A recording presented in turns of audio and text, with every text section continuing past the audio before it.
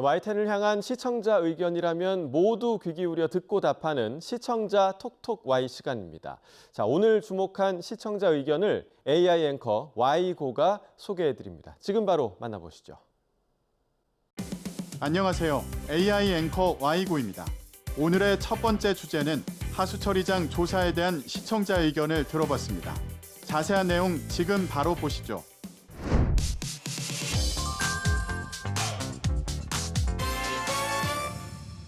식약처가 전국 주요 하수처리장을 조사해봤더니 5년 연속 필로폰 성분이 검출됐습니다.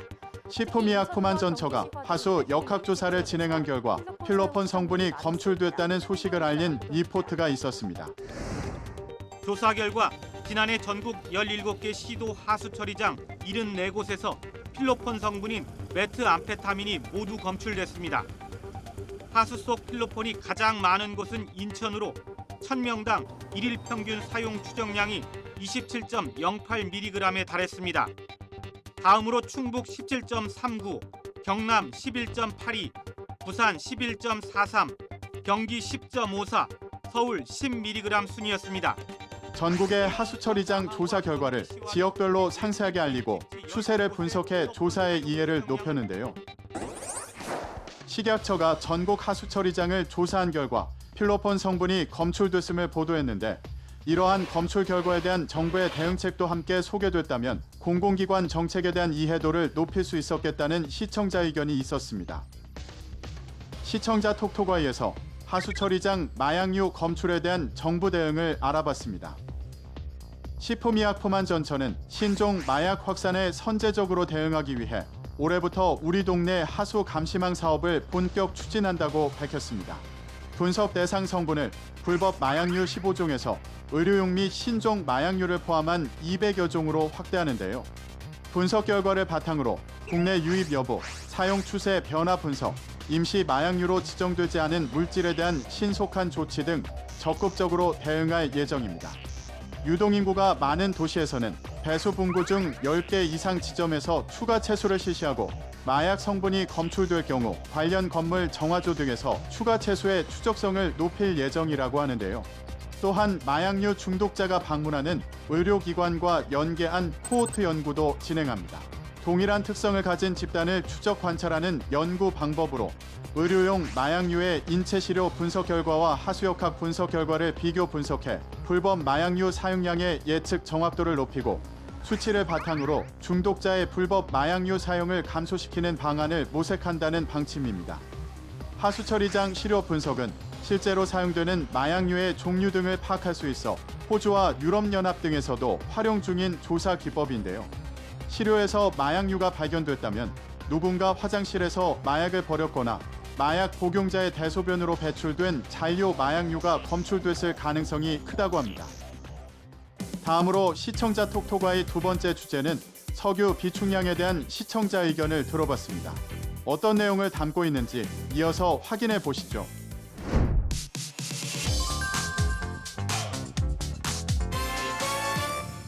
고조되는 중동 전운에 우리 산업계도 바짝 긴장하고 있습니다. 이란과 이스라엘 충동에 수입 원유에 대한 불안감이 커지면서 국내 석유 비축량에 대해 알린 보도가 있었습니다. 한국무역협회는 유가가 10% 오를 경우 제조업 0.67% 등 기업 비용이 평균 0.38% 증가할 것으로 추산했습니다. 정유업계는 정유업계대로 초비상, S-오일이 진행 중이던 신규 채용까지 중단할 정도로 정유업계는 어려움이 큰 상태인데 유가 상승은 오히려 장기적 악재로 작용할 가능성이 높습니다. 이란과 이스라엘의 충돌이 우리나라에 어떤 영향을 미치는지와 우리나라 정유업계 상황을 함께 전했는데요. 이란과 이스라엘의 충돌로 국내 산업계가 긴장하고 있는 상황을 전했는데 관련해 우리나라가 비축하고 있는 석유의 방출 조건 등의 내용을 덧붙여줬으면 좋겠다는 시청자 의견이 있었습니다. 시청자 톡톡와에서 우리나라 비축 석유에 대한 내용을 정리해봤습니다. 한국석유공사가 중동 전쟁에 따른 석유 수급 위기에 대비해 정부 비축유 긴급 방출 태세를 점검하는 등 대응에 나섰습니다. 지난 6월 23일 석유 위기 대응 긴급 점검 회의를 열고 호르무즈 해협 봉쇄 가능성 등 중동 정세 악화에 따른 석유 수급 위기 대응 체계를 점검했는데요. 우리나라는 정부 및 민간 부문을 합해 국제에너지기구 권고 기준인 91분을 상회하는 총 206.91분의 비축유를 보유하고 있습니다. 이 중 석유공사는 전국 9개 비축기지에 총 116.51분의 정부 비축유를 관리하고 있는데요. 석유공사는 국내 원유 도입 차질, 민간 원유 재고 급감 등 석유 수급 위기 발생 시 정부 지시에 따라 즉시 정부 비축유 방출이 가능한 태세를 갖추고 있습니다. 정부가 긴급 방출을 결정하면 석유공사는 국내 정유사에 배정된 물량만큼 송유관 유조선을 활용해 즉시 비축유를 방출하는데요. 석유공사는 중동 산유국의 국영 석유사를 포함해 7개 회사와 총 2,313만 배럴 규모의 국제 공동 비축 계약을 맺고 있는데요. 이를 통해 원유 수급 불안 등 국가 에너지 위기 발생 시 최대 계약 물량까지 우선 구매권을 행사해 석유 물량을 확보할 수 있다고 합니다. 석유공사가 해외에서 생산 중인 원유뿐 아니라 해외 파트너사의 물량 일부도 비상시 도입할 수 있도록 다층적 수급 위기 대응책을 세워놓고 있는 겁니다. 마지막으로 오늘 시청자 톡톡아의 세 번째 주제는 예스24 해킹 사태에 대한 시청자 의견을 들어봤습니다. 이어지는 내용도 지금 바로 만나보시죠.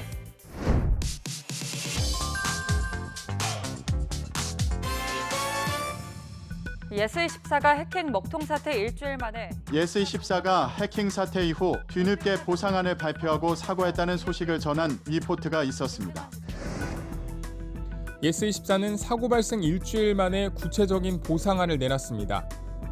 예매했다가 공연을 못 본 경우 티켓 금액 120%를 돌려주고 전자책 구독 서비스 회원들은 이용 기간을 30일 연장해줄 계획입니다. 또 도서나 음반 등 출고 지연 피해를 입은 고객에겐 포인트 2,000점을 적립해준다는 내용 등이 보상안이 담겼습니다. 예스24가 발표한 보상안의 구체적인 내용을 전해 어떤 정보가 담겼는지 알 수 있게 한 보도였는데요. 예스24가 해킹 사태 이후 일주일 만에 사과문과 보상안을 발표했다고 전했는데 다른 기업의 해킹 사례나 해외 사례 등을 다뤘다면 더욱 풍부한 정보를 제공했겠다는 시청자 의견이 있었습니다. 자세한 내용을 보충하기 위해 시청자 톡톡아이에서 다른 기업의 해킹 사례를 살펴봤습니다. SK텔레콤과 예스24에서 연이은 대규모 해킹 사고가 발생하며 소비자들의 불안감은 커지고 신뢰감이 하락하고 있는 상황인데요. 이 두 기업 외에도 최근 여러 분야에서 개인정보가 유출되는 사태가 발생했다고 합니다. 개인정보 유출이 명시된 기업으로는 명품 브랜드 디올, 스포츠 브랜드 아디다스, 그리고 테무가 언급되고 있는데요. 지난 5월 아디다스는 최근 고객 관련 일부 데이터가 제3자에게 유출됐다는 사실을 알게 됐다며 해당 개인정보 데이터는 2024년도는 그 이전에 아디다스 고객센터를 통해 문의한 고객들의 정보라고 설명했습니다. 국내 업계를 위협하고 있는 중국의 이커머스 대표 주자 테무 또한 국내 이용 고객들의 정보를 유출한 정황이 포착됐습니다.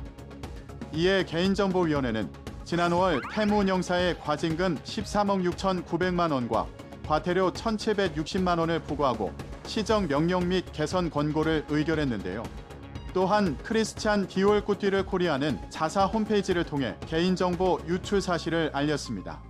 해외에서는 2022년 9월 호주 2위 통신사 옵터스가 사이버 공격을 받아 1,000만 명의 개인정보가 유출된 일이 있었는데요. 이 당시 정부 과징금과 집단 소송비 등 피해 대응 비용은 9,200만 달러, 한화 1,270억 원에 달했습니다. 하지만 해외에서는 사이버 보험이 자리를 잡아 당시 회사는 사이버 보험을 통해 7천만 달러, 한화 966억 원을 충당했다고 합니다. YTN 방송의 부족한 부분을 채우는 시청자 톡톡아이 시간. 다음 주도 다양한 시청자 의견과 함께 돌아오겠습니다.